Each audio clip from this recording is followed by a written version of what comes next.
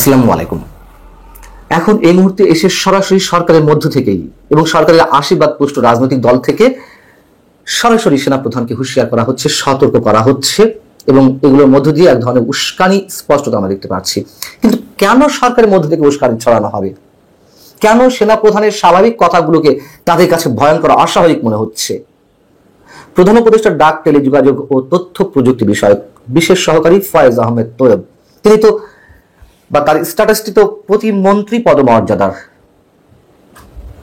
সেখানে থেকেও তিনি তার ফেসবুকে পোস্ট লিখছেন সেনাবাহিনী রাজনীতিতে নাক গলাতে পারবে না। পৃথিবীর কোনো সভ্য দেশে সেনাবাহিনী রাজনীতি করে না, তাই ডিসেম্বরের মধ্যে নির্বাচনের বক্তব্যে সেনাপ্রধান জুরিসডিকশন কারেক্টনেস রক্ষা করতে পারেননি এবং সেনাবাহিনী সম্পর্কে যেমন হুট করে কিছু করা যাবে না, তেমনি ইনক্লুসিভনেস এর নাম করে আওয়ামী লীগের পুনর্বাসনও চাওয়া যাবে না। ফয়েজ আহমেদ তোয়েব আবার তার স্ট্যাটাসে নিচে লিখছেন ইনকলাব জিন্দাবাদ। তিনি সরকারের প্রতিমন্ত্রীর পদমর্যাদায় থেকে এই স্লোগান দেন কিভাবে?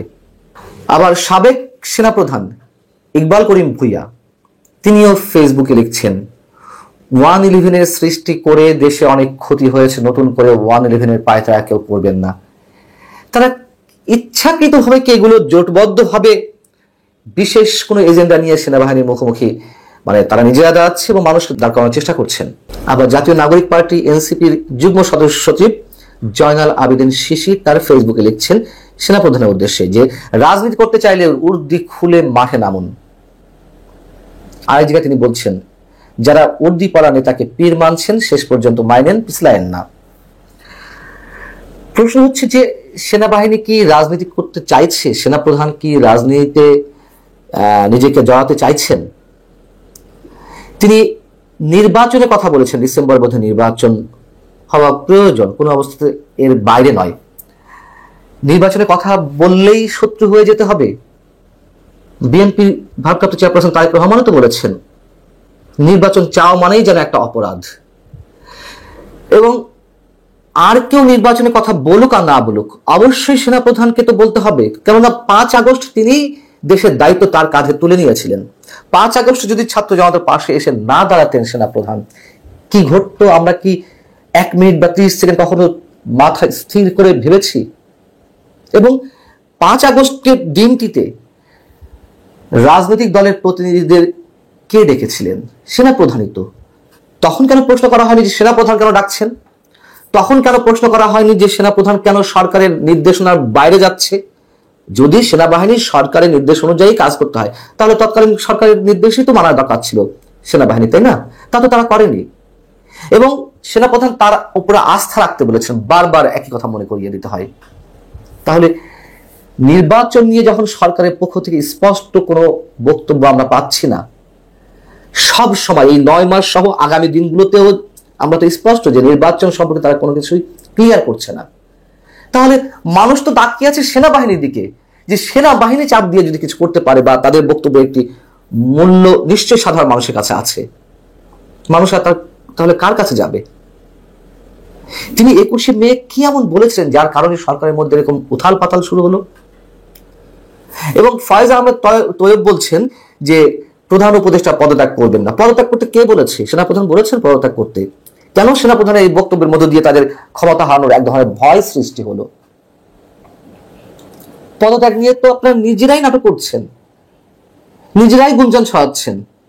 এখানে সাধারণ মানুষের দোষ বা কি, আর সেনাপ্রধান বা সেনাবাহিনীর দোষটা কি? দেখুন, কোন দেশের সামরিক শাসন আসুক এটি বৌদ্ধ উম্মাদও চায় না, কিন্তু তারপরও মানুষ এখন সেনাবাহিনীর উপরেই আস্থা রাখতে চাইছে। কোন অবস্থায় গেলে এটি হয়?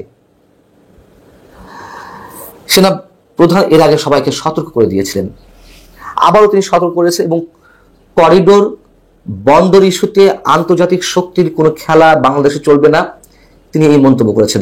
এই মন্তব্যের কারণে কি সরকারের মধ্যে আরো বেশি জ্বালাপোড়া শুরু হয়ে গেল? বিদেশি শক্তির স্বার্থ হাসিল করতে পারছে না, মানুষের মধ্যে যদি এই প্রশ্ন উকি দেয় তাহলে কি ভুল হবে? এবং করিডোরের ক্ষেত্রে তো অবশ্যই প্রতিরক্ষা বিষয়টি জড়িত।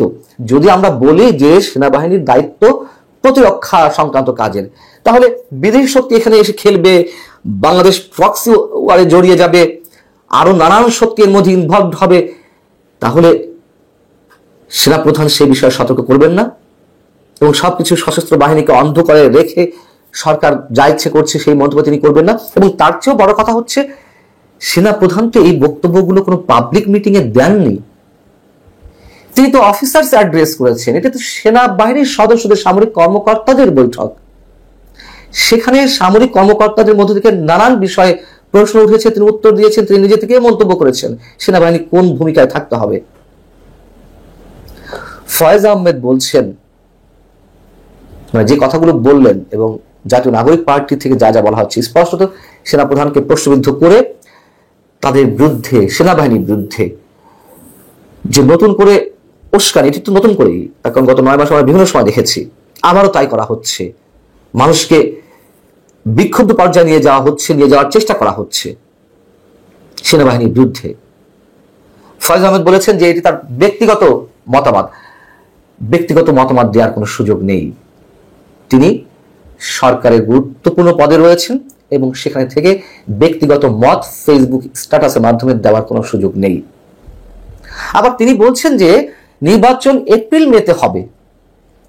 এক এক ব্যক্তি এক এক ধরনের মন্তব্য করছেন। আবার পরবর্তীতে এসে সৈয়দা রেজওয়ানা হাসান কি বলছেন, বন, পরিবেশ ও জলবায়ু বিষয়ক উপদেষ্টা, তিনি বলছেন নির্বাচন ডিসেম্বর থেকে জুনের মধ্যেই হবে। মানে মানুষ তো মাথা পাগল করে খাচ্ছে ভাই, যার যেমন ইচ্ছে তেমন কথা বলছেন। এবং শুধু নির্বাচনের জন্য এই সরকার আসেনি, সরকারের 3টি কাজ, তা হলো সংস্কার, বিচার এবং নির্বাচন। সৈয়দা রেজওয়ানা হাসানের বক্তব্য শুক্রবার তিনি একটি অনুষ্ঠানে সাংবাদিকদের কাছে বলেছেন অনুষ্ঠান শেষে, তাহলে নির্বাচন, সংস্কার এবং বিচার যদি সরকারের 3টি কাজ হয়, এর বাইরে কাজগুলো কেন করা হচ্ছে? সেই জায়গা থেকে তো সেনাপ্রধান বলেছেন যে বন্দর বা করিডরের মতন গুরুত্বপূর্ণ বিষয় নির্বাচিত সরকারকেই সিদ্ধান্ত নিতে হবে, কোনো অনির্বাচিত সরকার এইসব বিষয়ে সিদ্ধান্ত নিতে পারে না। সেনাপ্রধান খারাপ কি বলেছেন? এবং রাজনৈতিক দলগুলো তো বলছে, একই কথা বলছে। আবার সৈয়দা রেজওয়ানা হাসান বলছেন যে নির্বাচন, সংস্কার এবং বিচার এই 3টি সরকারের কাজ। আবার সরকারের প্রেস সচিব, মানে তিনি তো সরকারের মুখপাত্র বলা যায়, তার যে ভূমিকা আমরা দেখছি, প্রধান উপদেষ্টা প্রেস সচিব শফিকুল আলম, তিনি বললেন কি এই সরকারের সবকিছু করার ম্যান্ডেট আছে। বললাম না যে আমাদের মাথা পাগল করে দিচ্ছেন সবাই। সেনাপ্রধানের যে বক্তব্য 21শে মে আমরা জানতে পারলাম, এবং আইএসপিআর থেকেও তো এই বিষয়ে তারা কোনো বক্তব্য দেয়নি, এটা সামহাও এটা বেরিয়ে এসেছে, সেগুলো নিয়ে আমরা আলোচনা করছি। এবং যেভাবেই বেরিয়ে আসুক না কেন, রাজনৈতিক দলগুলোর কয়টি, হাতে গোনা 2-1টি যারা সরকারের আশীর্বাদ পুষ্ট, তারা ছাড়া আর কেউ কি সেনাপ্রধানের এই বক্তব্যের বিরুদ্ধে কিছু বলেছেন নাকি সবাই ওয়েলকাম জানিয়েছে? সবচেয়ে বড় কথা হচ্ছে নির্বাচনের নাম মুখে যে নিয়ে আসবেন তিনি সরকারের শত্রু হয়ে যাবেন। এবং সেনাপ্রধান নিশ্চয়ই রাষ্ট্রের একটি গুরুত্বপূর্ণ পার্ট, সেই পার্টি যখন কথা বলে তখন তো সরকারের মাথা খারাপ হওয়ারই কথা, স্পষ্ট। যার কারণে এখন নতুন করে সরকারের মধ্য থেকে নানান ধরনের। আসসালামু আলাইকুম প্রিয় দর্শক, পর্দার আড়ালে খুব ভেতরে ভয়ঙ্কর কিছু একটা ঘটছে, তার বেশ কিছু আলামত আমরা বুঝতে পারছি।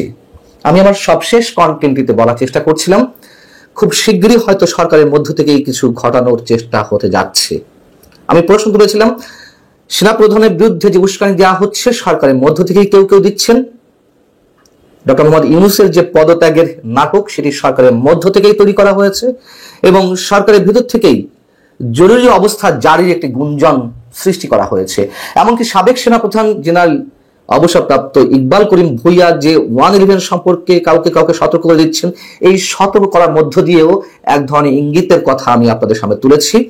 এবং সবশেষ যেটি জানা যাচ্ছে তারই আলামত হিসেবে প্রধান উপদেষ্টা ডক্টর মোহাম্মদ ইউনূসকে 7 ব্যক্তি, সরকারের ভেতরে এবং বাইরের 7 জন ব্যক্তি প্রায় জিম্মি করে রেখেছেন। তারা তাদের কথার বাইরে ডক্টর মোহাম্মদ ইউনূসকে যেতে দিচ্ছেন না। এই 7 জনের মধ্যে 4 জন সরকারের মধ্যেই রয়েছে এবং 3 জন সরকারের বাইরে। কি উদ্দেশ্য তাদের? তারা কি কোনো গৃহযুদ্ধ বাঁধানোর চেষ্টা করছে বিশেষ উদ্দেশ্যে? এবং এই গৃহযুদ্ধের কথা এই 9 মাসে, গত 9 মাসে কাদের মুখ থেকে বেশি উচ্চারিত হয়েছে সেটি আমরা সবাই জানি। আমি শুধু কিছু ক্লু দিচ্ছি আপনাদেরকে। এবং গত 4 দিন একটানা চেষ্টা করেও প্রধান উপদেষ্টার সঙ্গে বিএনপি সাক্ষাৎ করার প্রাণান্তকর চেষ্টা করেও তারা ব্যর্থ হয়েছে। এমনকি জামায়াতে ইসলামীর যে একটি বিশাল প্রভাব রয়েছে সরকারের উপরে, সেই জামায়াতে ইসলামীর নেতারাও প্রধান উপদেষ্টার সঙ্গে দেখা সাক্ষাৎ করতে পারেননি, ব্যর্থ হয়েছেন। জাতীয় নাগরিক কমিটি এনসিপির নেতারা যখন খুশি তখন ডক্টর মোহাম্মদ ইউনূসের সঙ্গে দেখা করতে পারছেন। মানব জমিন এই বিষয়ে একটি রিপোর্ট করেছে কিছুক্ষণ আগে, একটি সংক্ষিপ্ত রিপোর্ট, যা যা বলেছে এর আগে এবং এখন যা হচ্ছে এই রিপোর্টের সাথে অনেক কিছু মিলে যায়। মানব জমিন স্পষ্টভাবে এটি বলছে যে প্রফেসর ইউনূসকে ঘিরে রেখেছে একটি অশুভ চক্র। এই চক্রে রয়েছে 7 জন, ভেতরে 4, বাইরে 3। এই চক্রটি চায় না নির্বাচনের দিকে দেশ এগিয়ে যাক, তাদের মতলব অন্য।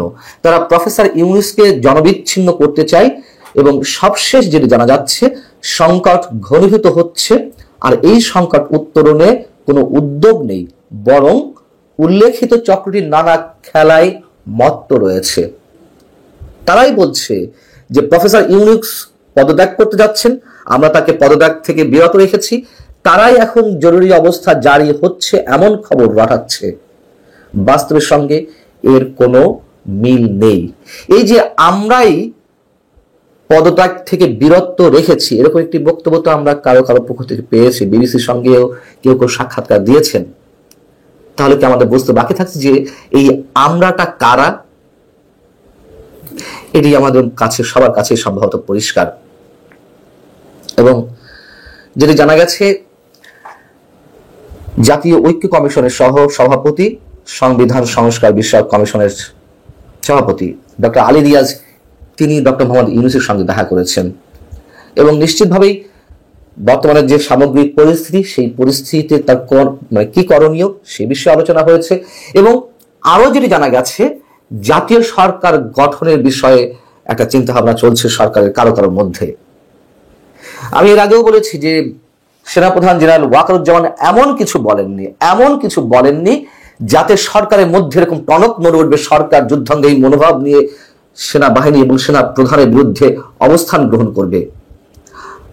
আমাদের ভূখণ্ডে যে ভয়ঙ্কর একটি অপশক্তির খেলা তারা খেলতে চাইছে, তাদের স্বার্থ হাসিলের জন্য বাংলাদেশকে একটা ক্রস ফায়ারে নিয়ে যেতে চাইছে, সেই জায়গা থেকে পরিত্রাণের জন্য আগে থেকে সেনা প্রধান করিডোর এবং বন্দর ইস্যুতে কথা বলেছেন যে একটা নির্বাচিত সরকারই এইসব গুরুত্বপূর্ণ কাজ করবে, কোনো অনির্বাচিত সরকার এই ধরনের গুরুত্বপূর্ণ কোনো সিদ্ধান্ত নেবে না। এবং নির্বাচনের কথা বলেছেন। তার এই কথাগুলোকে সরকারের পক্ষ থেকে সহজে গ্রহণ করা হচ্ছে না। তার মানে এটি তো স্পষ্ট হচ্ছে তাহলে, এবং মানব জমিন যে কথাগুলো অনেকটাই খোলামেলা ভাবে বলেছে যে তারা চাইছে না কিছুতেই নির্বাচনের দিকে এগিয়ে নিয়ে যেতে সরকারকে, এবং যেসব গুঞ্জন ছড়াচ্ছে, গুঞ্জনের উপকার কি উদ্দেশ্য, এবং এই কথাগুলো আপনার একটু মনে থাকা দরকার যে গত 2 দিন ধরে আমি বলছি, বিশেষ উদ্দেশ্যে বিভিন্ন মহলকে সেনাবাহিনীর বিরুদ্ধে উস্কে দেওয়া হচ্ছে এবং বিভিন্ন জনে নানানভাবে তাদের ফেসবুক স্ট্যাটাসে সরাসরি সেনাবাহিনীর বিরুদ্ধে মানুষকে উত্তেজিত করার চেষ্টা করছেন। এবং কোন একজন বিশেষ সহকারী, কোন একজন কি ফয়েজ আহমেদ তোয়েব, যার কথা আমি আগের কন্টেন্টেই জানিয়েছি, যে সেনা প্রধানের উদ্দেশ্যে তিনি একেবারে ন্যাকেডলি কি কথা বলেছেন, সরকারের প্রতিমন্ত্রী পদমর্যাদায় মানে স্ট্যাটাস অবস্থানের থেকেও তিনি এই ধরনের কথা বলতে পারেন কিনা সেই প্রশ্ন আমি তুলেছি। এবং মজার বিষয় হচ্ছে তিনি তার ফেসবুক পোস্টটি তুলে নিয়ে আবার নতুন করে পোস্ট দিয়েছেন। আমি যা লিখেছি সেটি আমার ব্যক্তিগত মন্তব্য, এটি নিয়ে কেউ কোনো নিউজ করবেন না। কোথা থেকে কি হচ্ছে অনেকের কাছেই সম্ভবত অনেক বেশি জটিল, কিন্তু যারা নিয়মিত খোঁজখবর রাখছেন, দেখছেন, জানছেন, তাদের কাছে এগুলো মেলানো খুব কঠিন কিছু নয়। এবং এই কথাও তো আমরা অনেক আগে থেকে বলে আসছি, যত বেশি অস্থিরতা জাগিয়ে রাখা যাবে, যত বেশি দেশকে অস্থিতিশীল করে রাখা যাবে, আইন শৃঙ্খলা পরিস্থিতির যত বেশি অবনতি ঘটানো যাবে, সোজা কথা বাংলাদেশকে একটা গৃহযুদ্ধের মধ্যে ফেলে দেওয়া যাবে, ততই সেই পক্ষের লাভ অনেক বেশি। নির্বাচনের নাম যাতে কেউ মুখে আনতে না পারে সে ধরনের একটি নগ্ন প্রচেষ্টা আমরা অনেক আগে থেকে দেখছি এবং এখন সেটি খুব ন্যাকেডলি শুরু হয়েছে। আল্লাহ হাফেজ, ভালো থাকুন সবাই।